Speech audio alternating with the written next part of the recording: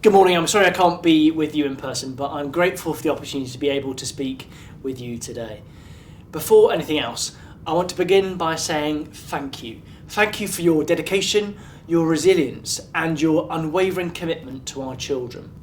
I know how much of an impact your work has, and that everyone in the room today shares our ambition to give every child the best possible start in life.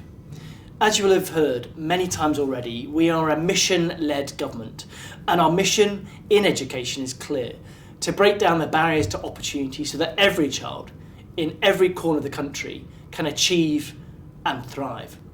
Now, the title of my role may be Minister for Early Education, but I have the joy of leading on a wide range of policy that goes beyond the early years and will enable us to deliver on that mission. From school estates to safeguarding, sustainability to attendance, and from school food to the use of AI, my portfolio is broad, impactful, and incredibly exciting. One of my areas of responsibility that is so important is mental health. During Mental Health Awareness Week, I want to acknowledge the challenge that I know many of you will be facing in supporting young people with their well-being and mental health. It is self-evident that a child's mental health is fundamentally linked with their attainment, attendance, and sense of belonging, and therefore their ability to achieve and thrive. There are countless factors that impact a child's mental health, and this government is committed to providing access to specialist mental health professionals in every school. These are already covering 50% of pupils, and there is more to come. On top of this, we are putting in place our Young Futures Hubs, which include access to a mental health support worker, and we've committed to recruiting an additional 8,500 mental health staff to deliver early intervention and acute services for young people and for adults. Now, whilst this is Mental Health Awareness Week, building resilience and a strong sense of belonging starts in the early years. We know that the biggest difference to life chances can be made in the earliest years. And that's why we're delivering 3,000 new or expanded school-based nurseries and investing over £8 billion in early education. This massive investment will ensure that more children than ever before will start school ready to learn and to thrive. And we're going further. We're investing in free breakfast clubs in every primary school because no child should start the day hungry or behind. Already 750 schools have launched these clubs, creating a welcoming start to the day and boosting attendance and attainment. This government is determined to support every child to achieve and thrive because every parent knows that if their child does well at school, it will improve their chances in life. And that's why in our Children's Wellbeing and Schools Bill, we will make child-centred government a reality, so no child faces barriers to opportunity. Our Children Not in School register will ensure no child falls through the cracks, whilst we go even further to ensure teachers are given the training that they need to deliver our innovative, rich and broad curriculum across the whole system, all underpinned by strong and clear accountability.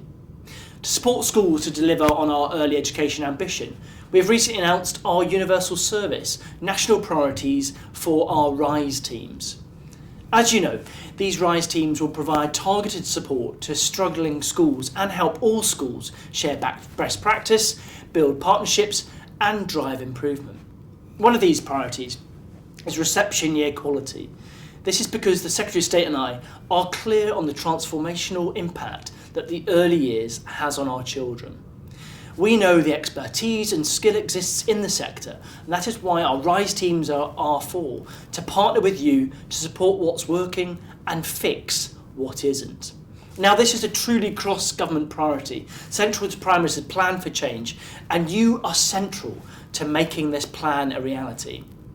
Beyond the early years, we're embracing technology and AI as a force for good. We are committed to leveraging technology to enhance time efficiency and reduce workload, which will improve teacher retention, and importantly, we can increase student engagement and attainment. Indeed, research conducted by EEF shows that effective use of digital technology in education can accelerate learning by 2 to 3 months. Let me be clear, AI and digital tools won't replace teachers, and nor should they, but they can and they must support you.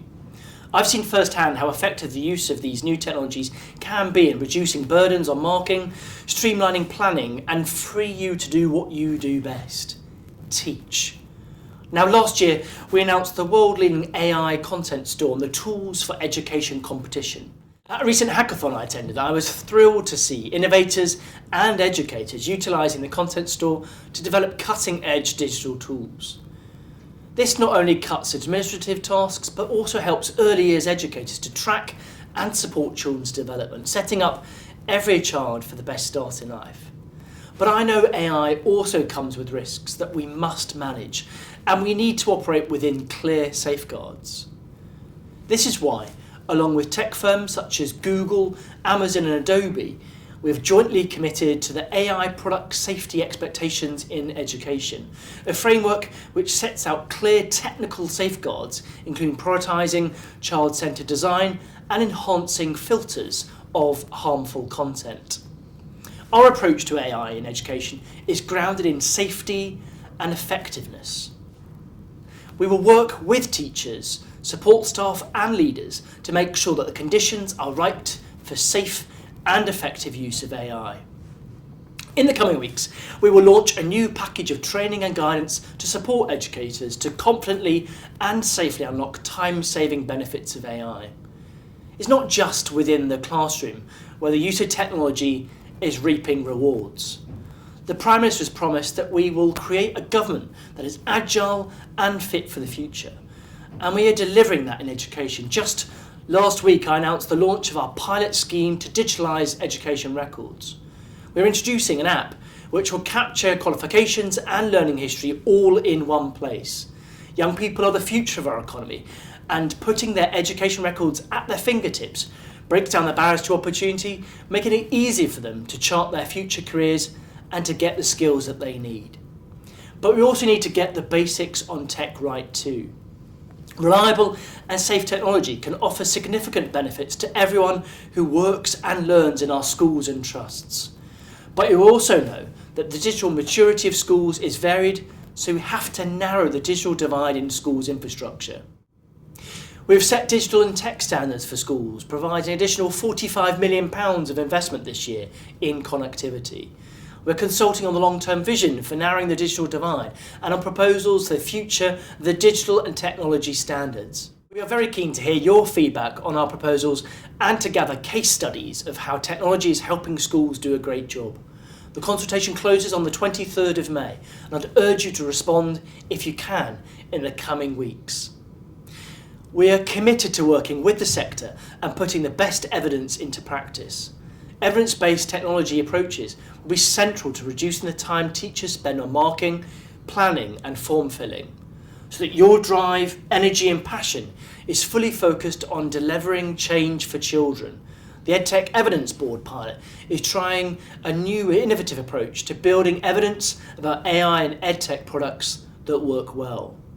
This will help education settings feel confident that they are choosing products that work well for them and their classrooms. Now, you are crucial to ensure that together we unlock the power of technology, use tech to transform outcomes for pupils, and ensure all children achieve and thrive, breaking down the barriers to opportunity for all.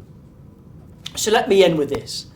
I know there is a lot more to do, but with your partnership, your passion, and your professionalism, I believe we can deliver the change our children deserve.